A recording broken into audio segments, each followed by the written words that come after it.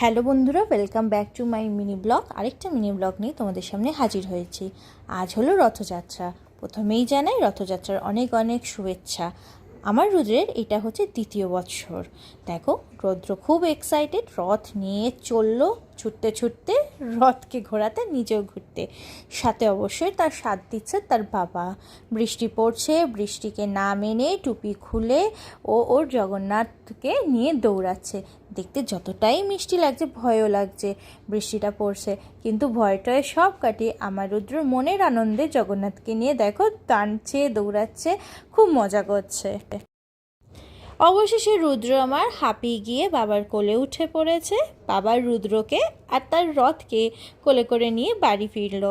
তো আমার রুদ্রের সাথে আমার এই বছর রথযাত্রাটা এইভাবে কাটালো।